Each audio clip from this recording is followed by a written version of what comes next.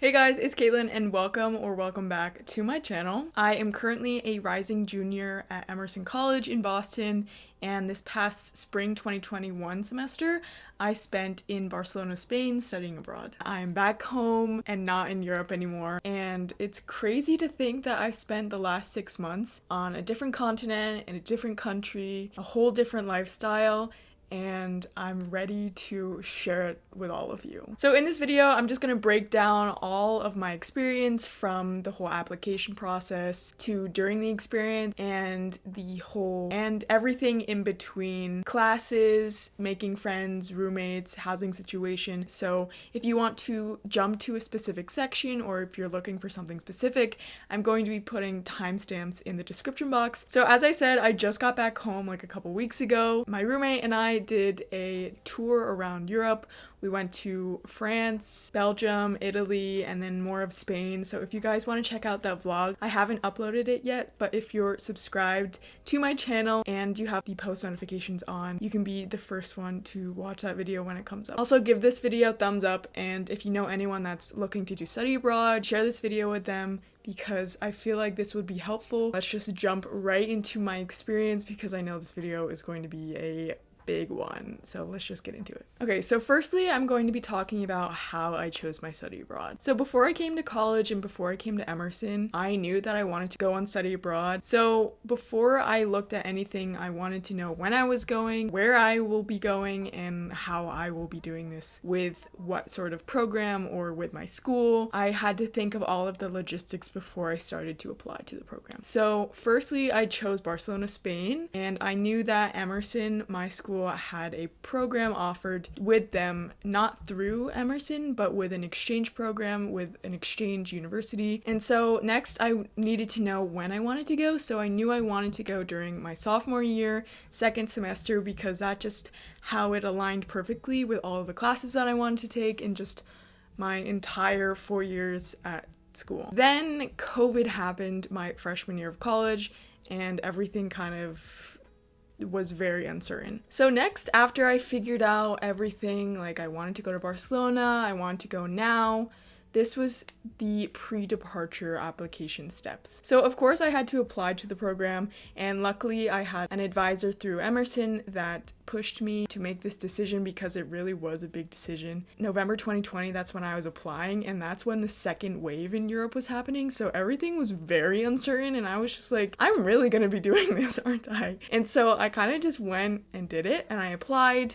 I had to go through the visa process, which was very long. I had to renew my passport, but I renewed that in the summer, made sure my passport was good, made sure the visa was good, made sure the application was good through Emerson, made sure Emerson, they were knowing I was coming, tuition costs. I had to contact financial aid to give me the funds that I need to go to another university in Spain. And so I had to do a lot of things in November to apply to this program, which I could get more into depth. If you guys want to see another video, just let me know. The next thing on the list was housing and just getting my flight to Europe. United States citizens couldn't get into the EU without a proper long-term visa, so I was really nervous about getting the flight and like going through the borders and customs and everything, and I had to figure out my housing situation. Luckily, another person from Emerson considering this program, and I was like beyond shocked because like literally I was like, what if I'm going in this alone? Like I don't want to do this by myself. I'm like really scared, like it's COVID in the middle of everything. Luckily, my advisor reached out to me saying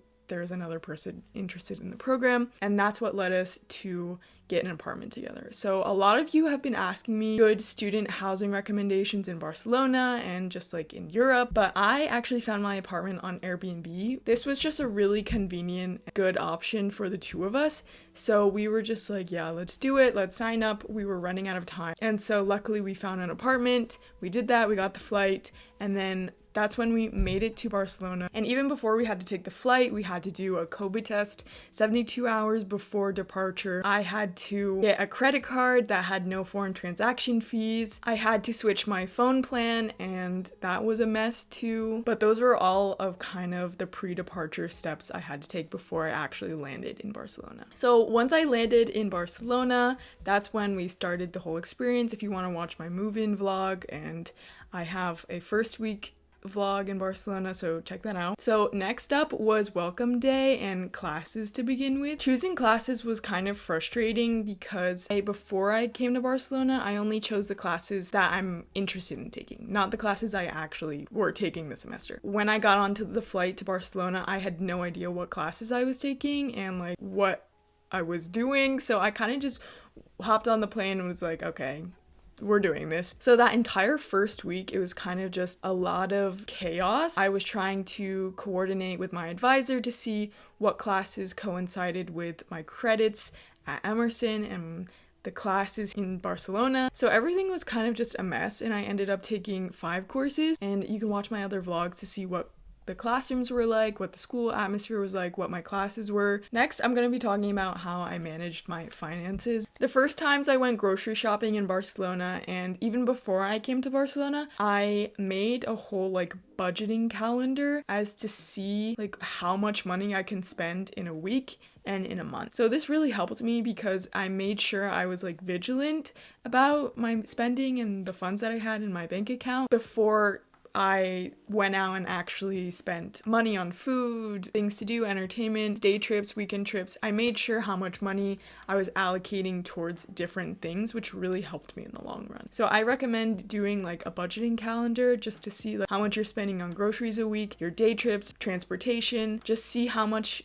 the first week you're spending and see how that's going to roll out with you the next couple of weeks and the next couple of months during your study abroad. So speaking about my credit card, make sure you don't have any foreign transaction fees. This is probably one of the only regrets that I have of my experience. I signed up for a Discover credit card, and Discover is not used at all in Europe, and so that was a huge no-go for me. Wow, I really can't use my credit card here. I have to use my debit card, which was a MasterCard and which has foreign transaction fees. So actually the entire time I was over there, every time I made a transaction, I was using a 1% foreign transaction fee, which was a pain. So next I'm going to be talking about how COVID and the pandemic affected my study abroad and how this is going to lead into my day trips, weekend trips, and making friends, doing things in Barcelona, how it affected my entire experience. So in the beginning of my experience from February to May, there was a 10 p.m. curfew in Barcelona and in Catalonia, and there were travel restrictions, so actually we couldn't leave Catalonia, which is the region that Barcelona is in. So technically we could not travel to Madrid or down to Sevilla, down to the south until May when the travel restrictions uplifted. So this was kind of a very hard thing to do. My friends and I kept saying that the curfew in place was a blessing in disguise because at 10 p.m. I was always just done. Like I was so drained by walking, like meeting new people, like doing things. I was always just drained from everything. Honestly, it was kind of a good thing, but also a bad thing because weekends were kind of complicated and the travel restrictions were hard because I knew that I wanted to go to Madrid. I knew I wanted to like visit Spain, but like we couldn't. And so we had to make the most of what we had and what we could do. So also with COVID and the pandemic, this also affected my learning environment. My school was doing hybrid courses. We were fully online when I first went to Barcelona. Cases started going down, so our school decided to go hybrid. I do have to say this was one of like the better things about study abroad during COVID was that even though classes were online, I was used to the online classes already. I could utilize the time I saved from walking to my classes, going in person to my classes. I saved that time to do other things on my study abroad, to just go out to eat with my friends or just like edit a YouTube video or doing something else. Honestly, it really saved a lot of my time by doing online courses. It was one of the benefits, in my opinion, of the experience. So in addition to COVID and how it affected my entire experience, I'm going to be talking about my day trips, my weekend trips, and like my whole Europe trip. And so I told you that before travel restrictions eased up, we traveled Catalonia, and then we traveled Spain, and then we traveled Europe. So during March, when COVID cases started to go down a little bit, my friends and I decided to go on a spring break trip to Costa Brava, which is about an hour, 2 hours from Barcelona north. So it's closer to the France border. It was so beautiful. I'm so glad we were able to go to Costa Brava. We were able to explore Catalonia before we traveled Spain and then eventually Europe, which was really fun. When travel restrictions lifted in May, this was the beginning of May, so classes started to ease up a little bit because it was the end of the semester, and since classes were online, we could go on weekend trips starting on even Thursday night. Because I didn't have classes on Fridays, we could travel like from Thursday to Sunday without having to worry about like classes because they weren't in person. In all of the places in Spain, I ended up going to Madrid, Valencia, Tarragona, Sevilla, Costa Brava, which I mentioned earlier, and of course Barcelona.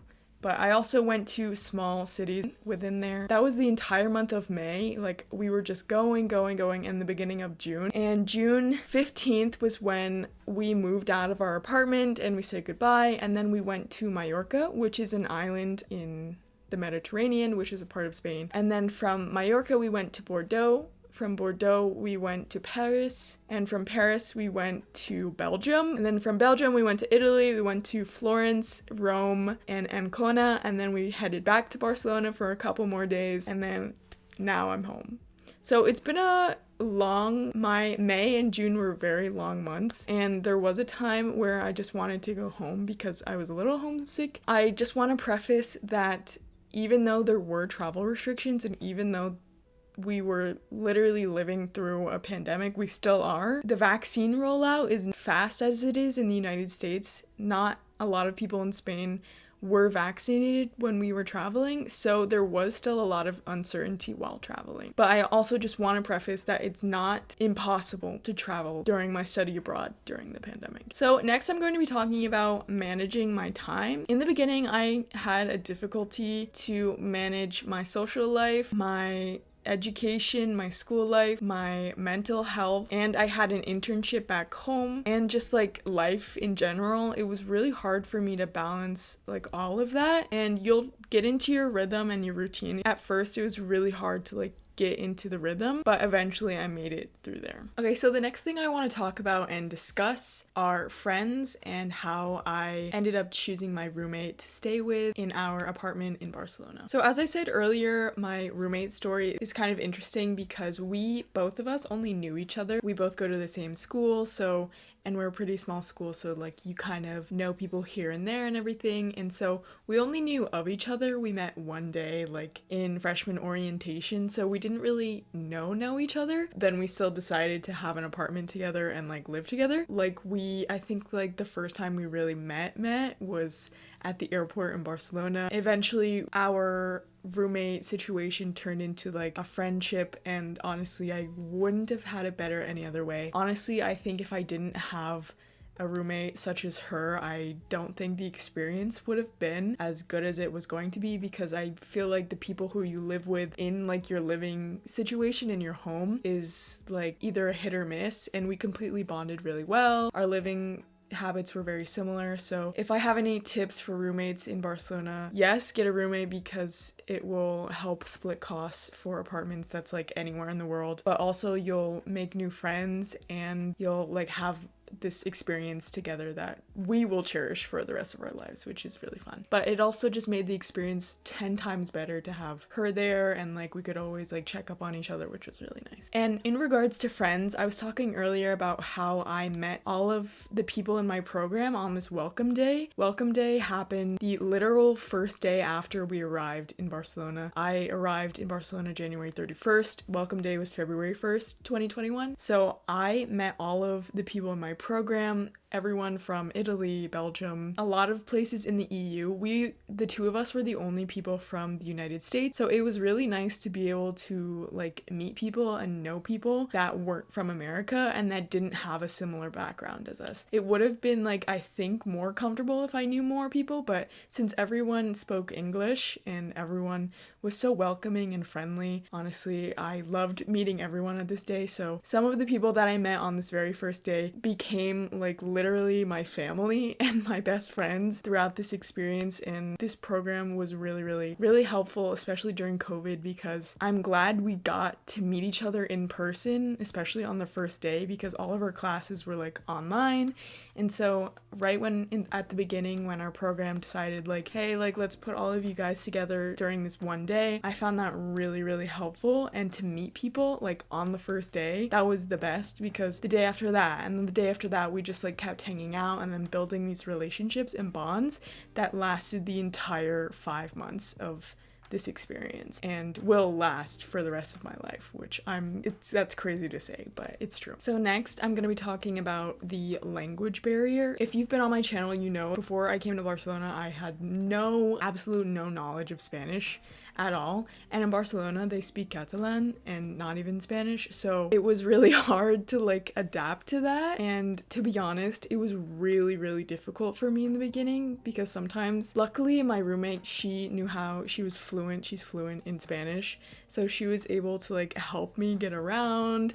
If I didn't know something at the grocery store, obviously I could look it up, but it's nice to have someone that you know that can speak the language that other people are speaking. Sometimes limited me to like go outside and like go grab a cup of coffee. Like I didn't know how to order a cup of coffee until like a month in, or I didn't know how to order a cup of coffee like confidently. And for me, like language is like, I need to be confident in it in order to like use it. It was really hard for me in the beginning, but I know how to order stuff now. I know how to like greet people and like get my way around. I wouldn't say I'm fluent at all, because I'm not, but I definitely increased some knowledge of my Spanish learning. I'm very grateful that I had friends around me that helped me with my Spanish. So now I'm going to talk about homesickness and if I got homesick throughout my experience. In the beginning, I thought I was going to be homesick. Like, I'm that type of person. When I was a child, like if I left overnight camp or something, I would like extremely miss home. I don't get homesick a lot at college, but sometimes like I want to go home and then I'll go home. In the beginning, when I was meeting people and like when I was seeing everything, I didn't get homesick really at all. I was just enjoying the time. I like put myself out there and put myself in situations where I knew I just wouldn't get homesick, because I met people and I surrounded myself with people that are like my family. Barcelona soon and quickly became my home. I love Barcelona. The first time I visited Barcelona, I